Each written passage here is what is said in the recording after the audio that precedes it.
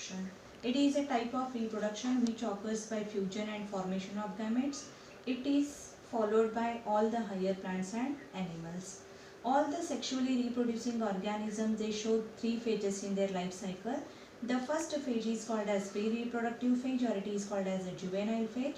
During this phase, the organisms grow before they attain the sexual maturity. So this phase is called as a reproductive phase.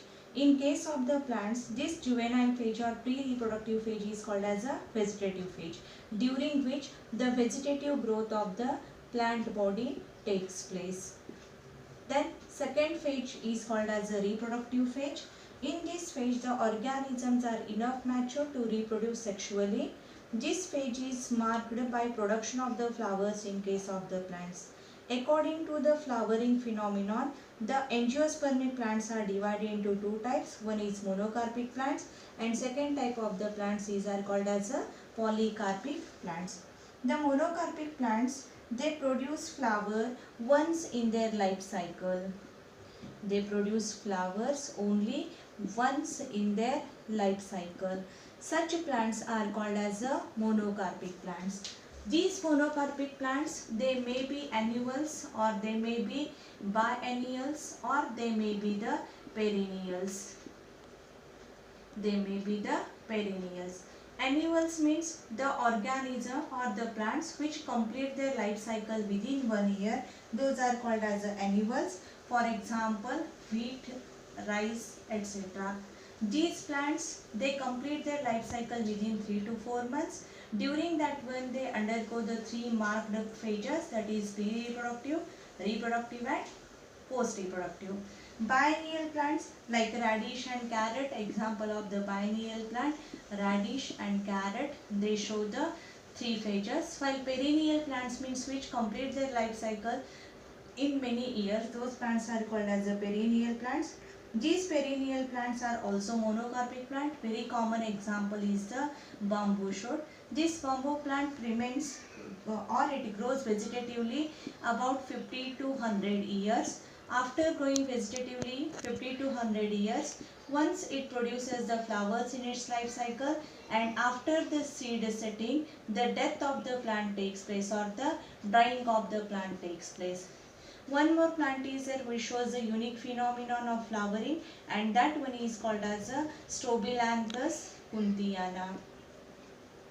This plant, it is called as a Strobilanthes kunthiana. It is commonly called as a Neelkuranji.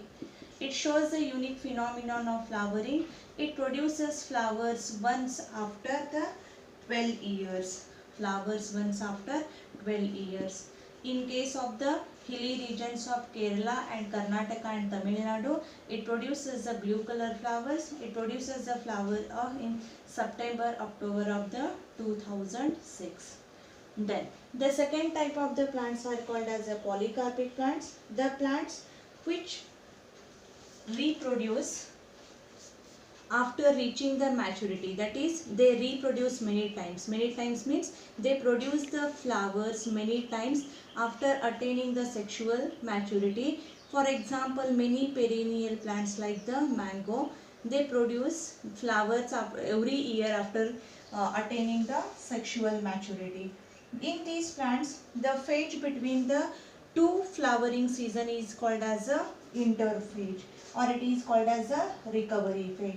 Some of the polycarpic plants like China rose, they produce the flowers throughout the year. They produce the flowers throughout the year. The next phase is called as a third phase. It is the post-reproductive phase or senescent phase.